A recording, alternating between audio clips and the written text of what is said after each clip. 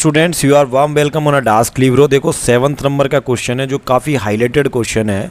Lanthanide आकुंचन क्या है? तो कुछ जगह संकुचन भी इसको बोला जाता है, लेंथेनाइड कॉन्ट्रैक्शन। अब कॉन्ट्रैक्शन का जो सिंपल सा मीनिंग होता है वो होता है सिकुड़ना या फिर छोटा होना। तो देखो हम जनरल ट्रेंड क्या देते हैं आवर्त सारणी में, जैसे जैसे हम ऊपर से नीचे की तरफ आते हैं तो कोशों की संख्या बढ़ती है और कोशों की संख्या बढ़ने के साथ साथ आकार भी बढ़ता है। लेकिन लेंथेनाइड श्रेणी के तत्वों में हमें आकार में कमी देखने को मिलती है,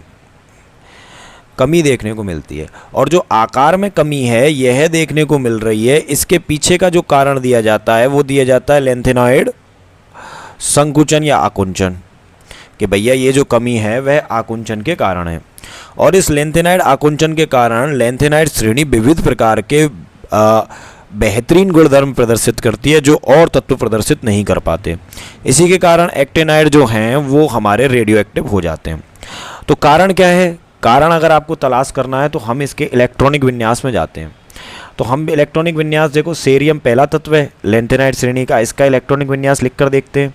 तो ये होता है first s2 2s2 2p6 3s2 3p6 4s2 3d10 4p6 5s2 6d10 5p6 6s2 5d1 and 4f1। यहाँ देखो जब हम इलेक्ट्रॉन्स को भरना चालू कर रहे हैं तो हम ये देख रहे हैं कि हमारा किसी परमाणु का पहला कोश, ये पहला कोश, ये हमारा दूसरा कोश, ये हमारा तीसरा कोश, यहाँ तक तीसरा कोश आ गया, ये हमारा चौथा कोश, और मैं पेन चेंज कर लेता हूँ, ये हमारा पांचवा कोश, ये हमारा छठवां कोश। अब देखो यहाँ पर जो इलेक्ट्रॉन है वो लास्ट इलेक्ट्रॉन छठवें कोश में नहीं आ रहा, वो छठवें की बजाय आंतरिक कोश में आ रहा है, यानी कि फोर्थ कोश में आ रहा है। अब यहाँ पर जो इलेक्ट्रॉन होगा, जो आने वाला इलेक्ट्रॉन है जब अपन भरेंगे, और जो 5 में जो इलेक्ट्रॉन्स होंगे वो इस इलेक्ट्रॉन को प्रतिकर्षित करेंगे। और ये आंतरिक कोश में आ रहा है, इसलिए जो नाभिक होगा वह इसको आकर्षित करेगा।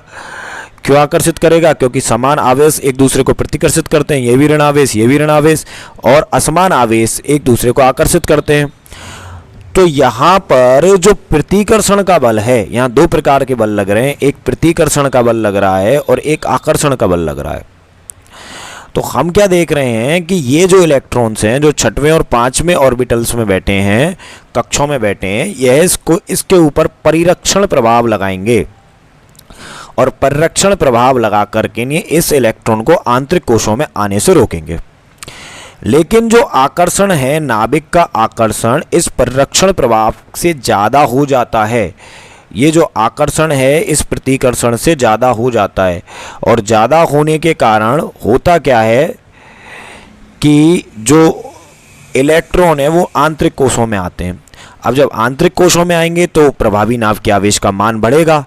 तो हम क्या कहेंगे? आकर्षण का मान ज़्यादा हो गया तो प्रभावी नाभ की आवेश में वृद्धि हो गई, और प्रभावी नाभ के आवेश में वृद्धि होने के कारण ये जो 4f के उपकोष है वे नाभिक के और पास आ जाएंगे। देखो मैं यहाँ ड्रॉ कर रहा हूँ, ये नाभिक के और पास आ जाएंगे।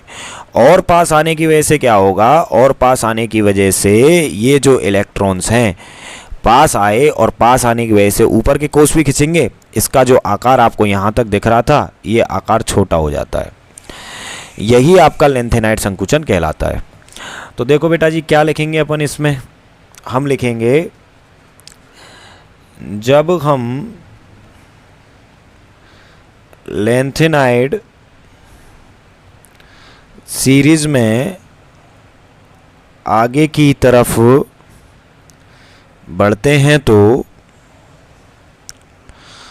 परमाणु क्रमांक बढ़ने के साथ साथ परमाणुओं में इलेक्ट्रॉन एवं प्रोटॉन की संख्या में वृद्धि होती है। अतः जब एक ही उपकोष 4f में इलेक्ट्रॉन की संख्या में वृद्धि होती है तो प्रभावी नाभिकीय आवेश